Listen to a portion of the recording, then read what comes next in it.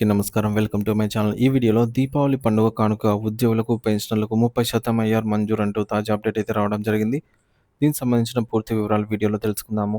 Video అయితే ఎక్కడ గాని స్కిప్ చేయకుండా ఎండ్ వరకు చూసేయండి. అప్పుడే ఇన్ఫర్మేషన్ పూర్తిగా అర్థమవుతుంది.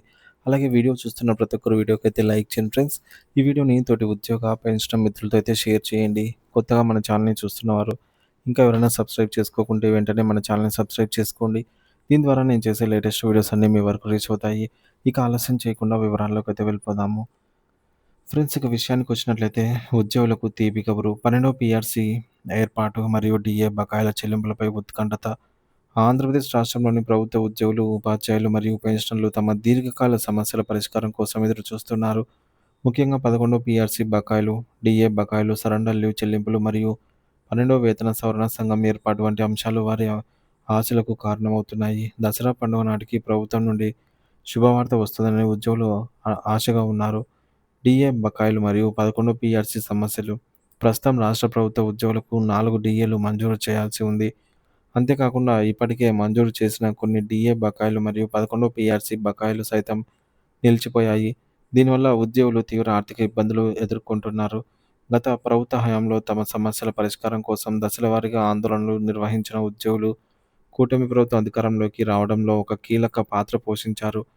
ఎన్నికల ముందు పీఆర్సీ ఏర్పాటు, డీఏల ప్రకటన వెలువడినప్పటికీ అవి ఆచరణలోకి రాలేదు. కొత్త ప్రభుత్వం, పాత సమస్యలు. చంద్రబాబు నేతృత్వంలోని కూటమి ప్రభుత్వం అధికారంలోకి వచ్చి ఏడాదిన్నర అవుతున్నప్పటికీ ఉద్యోగుల సమస్యలు పరిష్కారం కాలేదు. ఒక్క డీఏ కూడా మంజూరు చేయలేదు. ఏ ఒక్క సమస్యకు పరిష్కారం లభించలేదు. కనీసం 11వ పీఆర్సీ ఏర్పాటుకు కూడా ప్రభుత్వం చర్యలు తీసుకోలేదు. ఇదే అంశంపై ఇటీవల శాసన మండలిలో వైఎస్ఆర్సీపీ సభ్యులు ప్రభుత్వాన్ని ప్రశ్నించారు.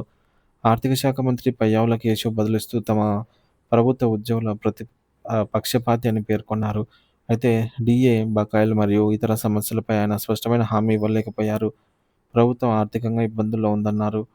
ఈ మేరకు పేర్కొంటూ ఉద్యోగుల సమస్యల పరిష్కారానికి కృషి చేస్తామని దాటివేసే సమాధానం ఇచ్చారు. ఫ్యాక్టో ఆందోళనలు మరియు డిమాండ్లు.